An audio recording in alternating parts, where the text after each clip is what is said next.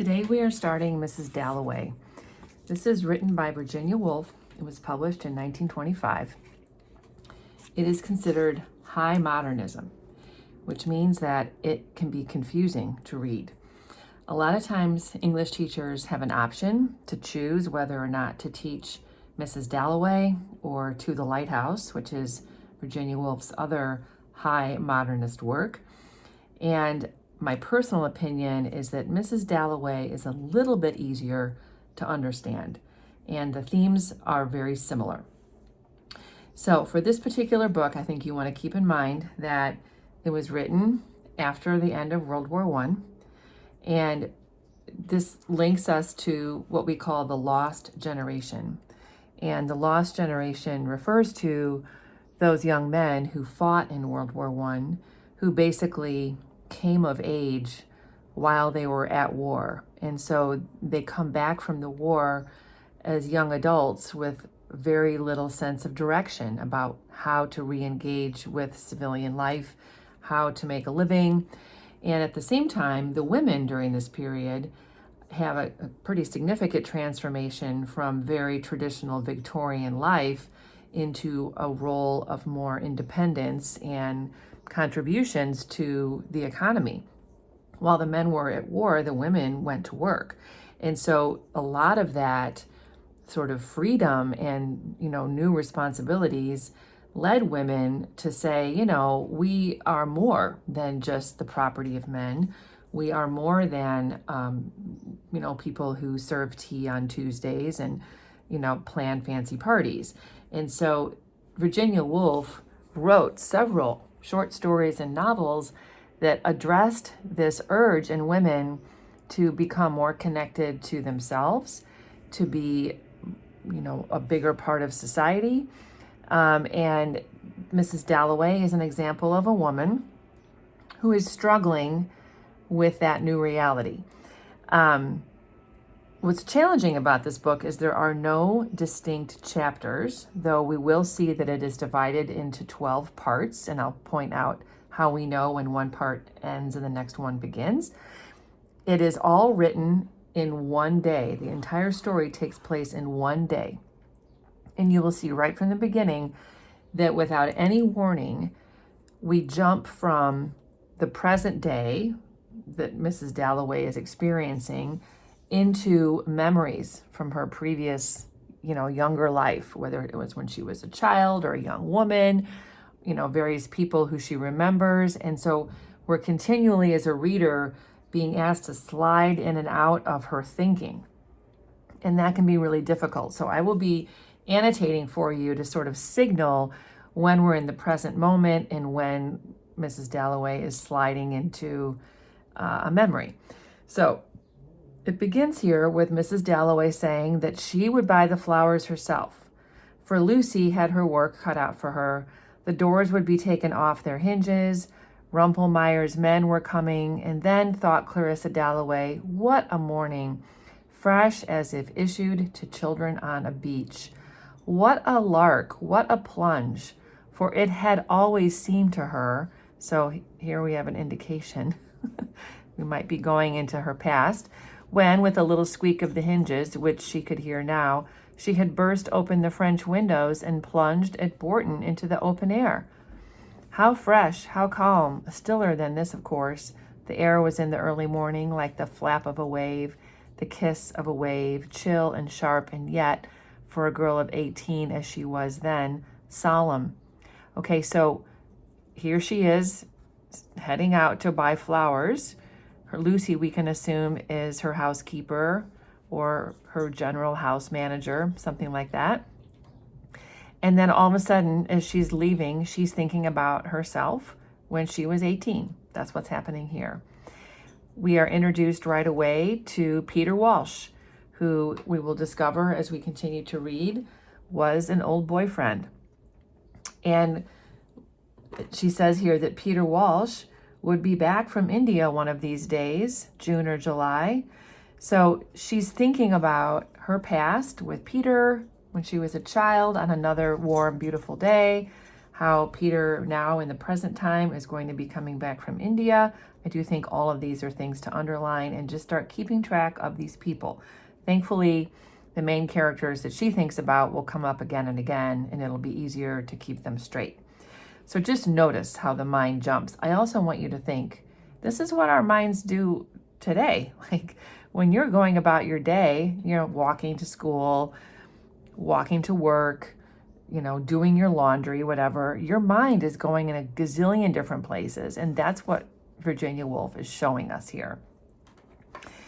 So Clarissa stiffened a little on the curb, waiting for Dirtnall's van. This is a delivery van company, to pass. A charming woman, Scope Purvis thought her, knowing her as one does know people who live next door. So this funny name, Scope Purvis, is Clarissa's next door neighbor. And she's reflecting on what Scrope thinks of her.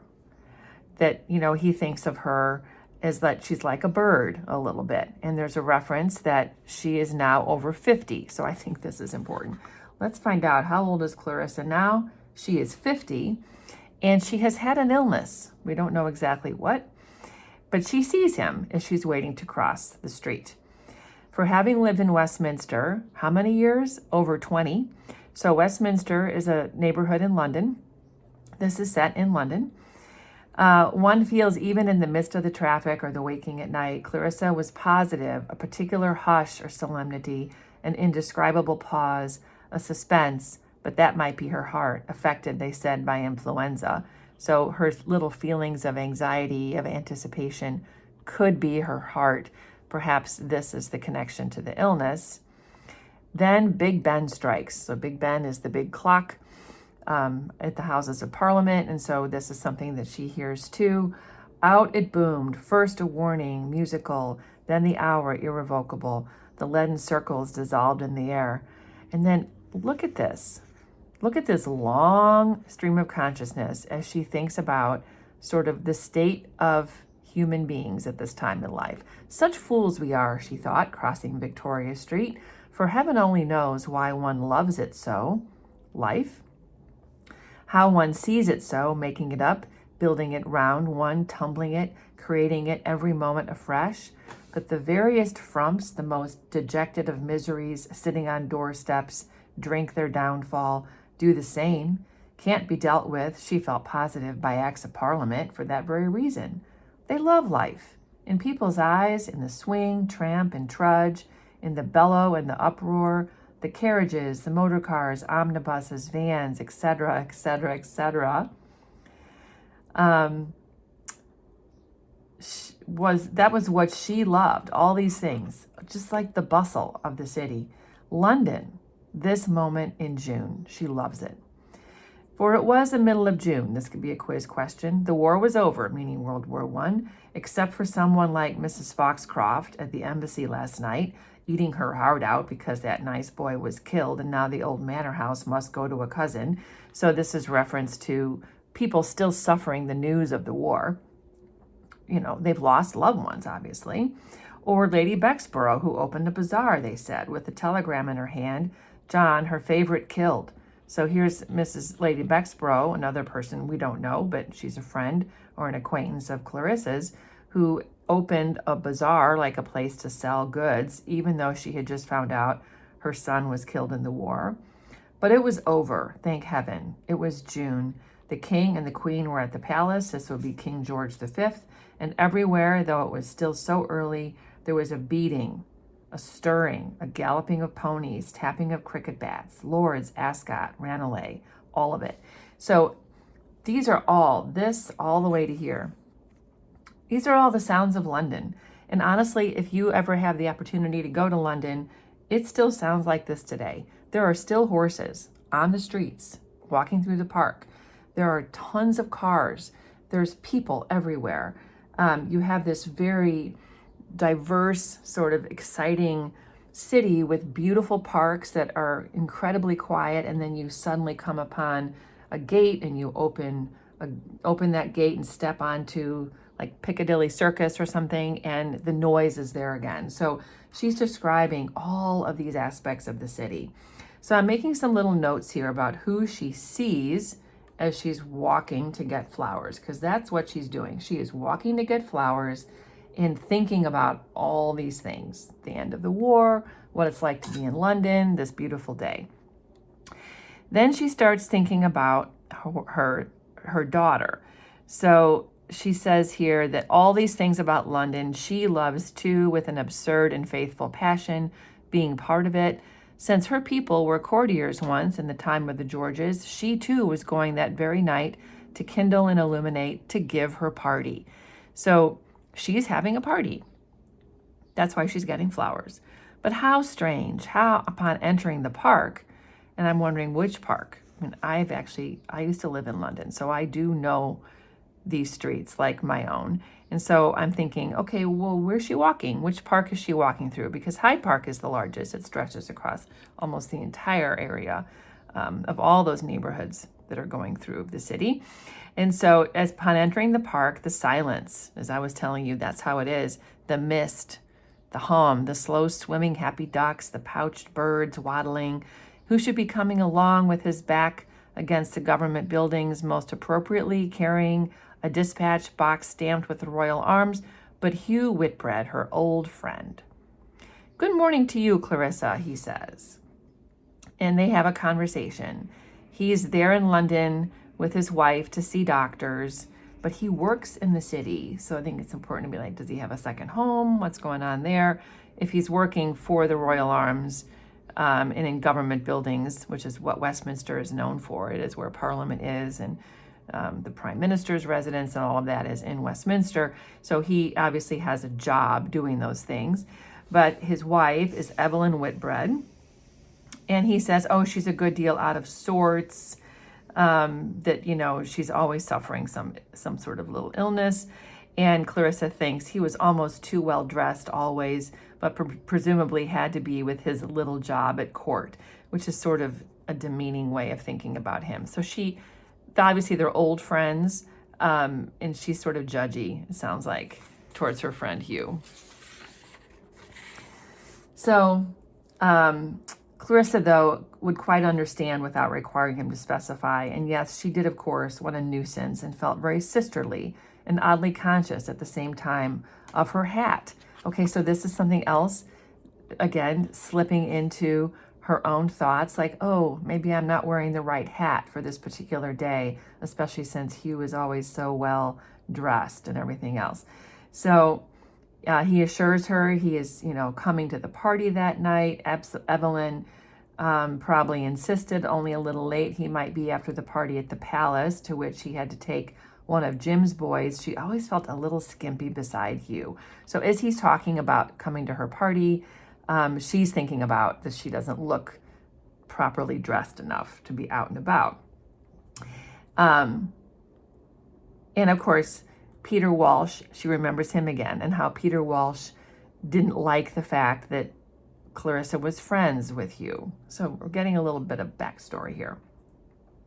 She could remember scene after scene at Bourton. Peter furious, Hugh not, of course, his match in any way, but still not a positive imbecile as Peter made out, not a mere barber's block. So these are all the ways that Peter would argue with Clarissa about Hugh not being, a great guy. He was really unselfish, and as for saying, as Peter did, that he had no heart, no brain, nothing but the manners and breeding of an English gentleman, that was only her dear Peter at his worst.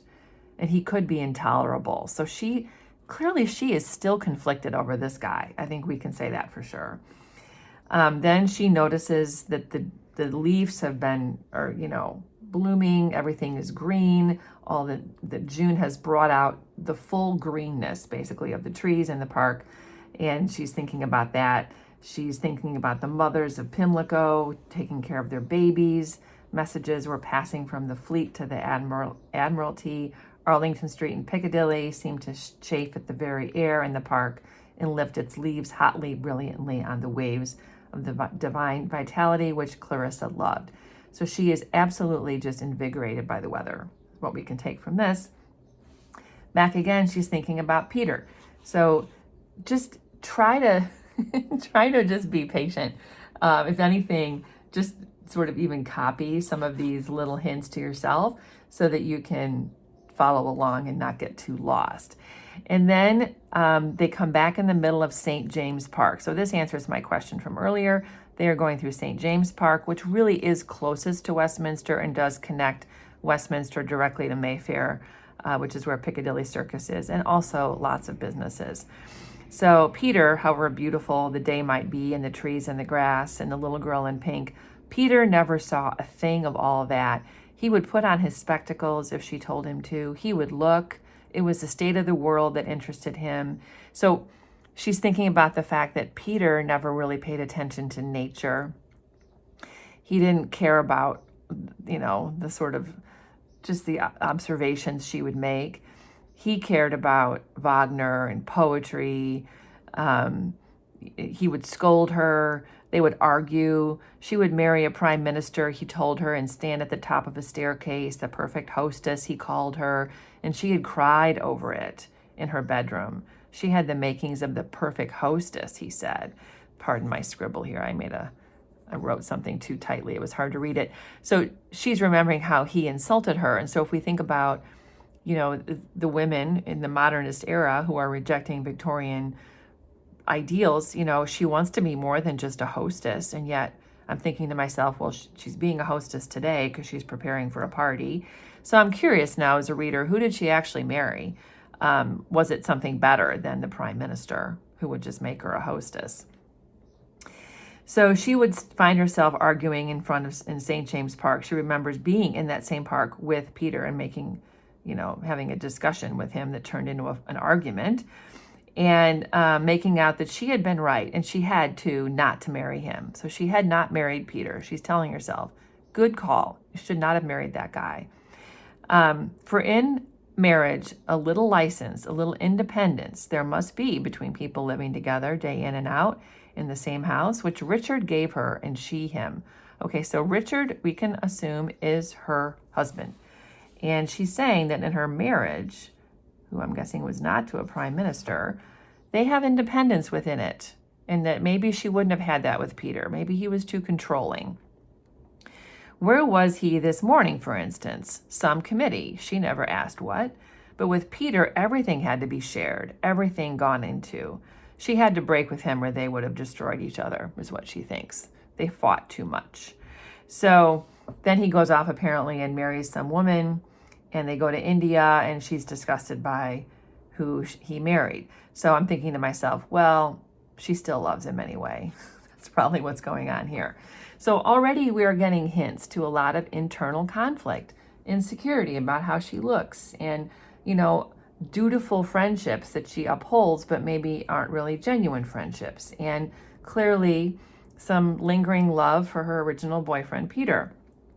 So she's gotten to the park gates and she's looking at the buses on Piccadilly, which is the busy street on the other side of St. James Park. She would not say to anyone in the world now that they were this or they were that. She felt very young, at the same time unspeakably aged. She sliced like a knife through everything, at the same time was outside looking on. So I think it's important to catch, and this is a problem with this book, is if you feel like you're sort of slogging through, in some cases, lots of personal reminiscences about the past, all of a sudden you get some reflection about something deeper, and that's what's happening here, and you don't want to miss these thoughts. So she had a sense that she was far out to sea and alone. She always had the feeling that it was very dangerous to live even one day. Not that she thought herself clever or much out of the ordinary. How she had got through life on the few twigs of knowledge that Fraulein Daniels, I'm guessing her teacher, had given her, she doesn't imagine. She knew nothing. No language, no history. She scarcely read a book. So she's struggling because she's in this time period as a 50-year-old woman where women are more enlightened and they're doing more meaningful work and contributing to society, and she feels like she has independence in her marriage, and she perhaps made some good decisions in terms of not marrying Peter, but she feels lost. She feels conflicted, weak and excluded, but at the same time very purposeful and decisive. So I can see that already she's struggling with who she is. Her only gift was knowing people, almost by instinct. I think that's something to highlight. If you put her in a room with someone, up went her back like a cat's, or she purred. Devonshire House, Bass House, the house with the china cockatoo, all these various people. Such hosts of people, and dancing all night, and the wagons plodding past to market. She remembered once throwing a shilling into the Serpentine. This is a pond in Hyde Park. But everyone remembered. What she loved was this here now in front of her, the fat lady in the cab. Did it matter then, she asked herself, walking towards Bond Street, which is the fanciest shopping street in that part of London? Did it matter that she must inevitably cease completely? All this must go on without her. Did she resent it, or did it not become consoling to believe that death ended absolutely? So now she's thinking about death, like any minute she could die and this would all be gone. This is what we do, honestly, when we just go about our days with the silence of our mind, is that we have these inner dialogues and monologues all the time. Finally, she passes a bookshop. Hatchard's is a bookshop, and she looks in the window and she sees a book open that says, "Fear no more the heat of the sun, nor the furious winter rages." And this makes her think of the fact that the war is over. This late age of the world's experience had bred in them all this just, tears and sorrow. Everyone has suffered through the First World War. I mean, imagine, nothing like that had ever happened before. Think, for example, of the woman she admired most, Lady Bexborough, opening the bazaar. So I'm curious about her. It's why I have a question mark here. The second time she's been mentioned, how she opens the bazaar even though her son has just died. I'm sure we'll find out more about her. So then she starts looking at the books in the window. The Johnson Jollities, big game shooting in Nigeria, ever so many books there were, but none that seemed exactly right to take to Evelyn Whitbread in her nursing home. So I don't know if Evelyn Whitbread is actually in a nursing home like we would have today. Maybe more just in like a home where she has some care, like it could be their private house. I mean, this is a question I would have. I'm sure we'll find out more. Nothing that would serve to amuse her and make that indescribably dried up little woman look, as Clarissa came in just for a moment, cordial. So she's thinking about buying a book for Evelyn, but she does not buy a book. Much rather would she have been one of those people like Richard who did things for themselves. So she's thinking about Richard is more self-sufficient and he just does what he needs to do and isn't always thinking about other people. Whereas she thought waiting to cross, half the time she did things not for themselves, but to make people think this or that. So she's thinking about her motivation for her behavior and realizing that she does things to impress other people. Idiocy, she knew. She shouldn't do that. Oh, if she could have had her life to do over again. She wishes she had maybe made better choices. She would have been, in the first place, dark, like Lady Bexborough. So she wishes again, back to her appearance, wish she looked different. With the skin of crumpled leather and beautiful eyes, she would have been, like Lady Bexborough, slow and stately, rather large, interested in politics like a man, with a country house, dignified. So all these qualities of Lady Bexborough are appealing to her. She seems so confident and strong. Instead of which, she had a narrow pea-stick figure, a little face, a beak like a bird's. This is how Clarissa thinks of herself. So, again, she thinks she had the oddest sense of being herself invisible and unseen and unknown. There being no more marrying, no more having of children. So because she's not a bride or, quote, a mom, she doesn't have her identity anymore. She is just Mrs. Richard Dalloway.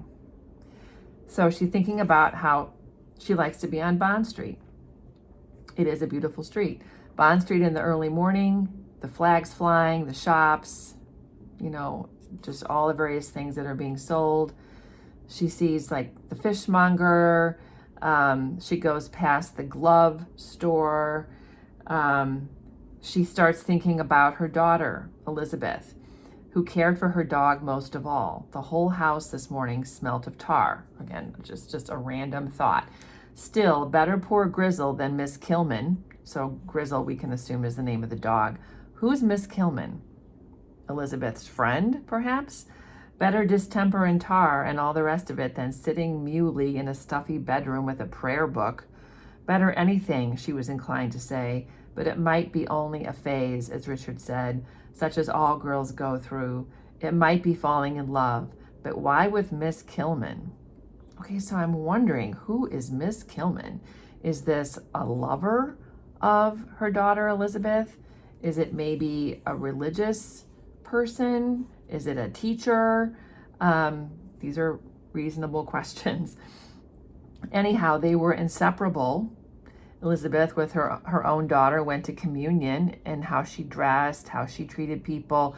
She starts to talk again about how Miss Kilman is sort of one of these people that will do anything for the Russians, the Austrians, but in private she inflicts positive torture, so insensitive, dressed in a green Macintosh coat.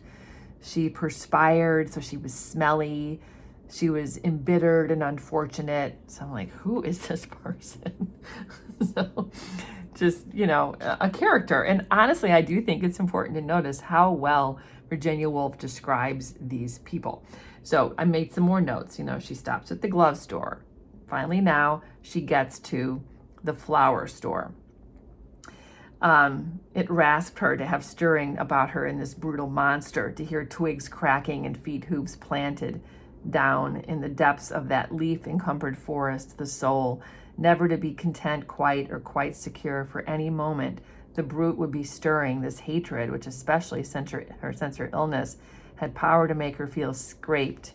So she's having self-reflection again. All of this judging of Miss Kilman is revealing that she can be so harsh with people.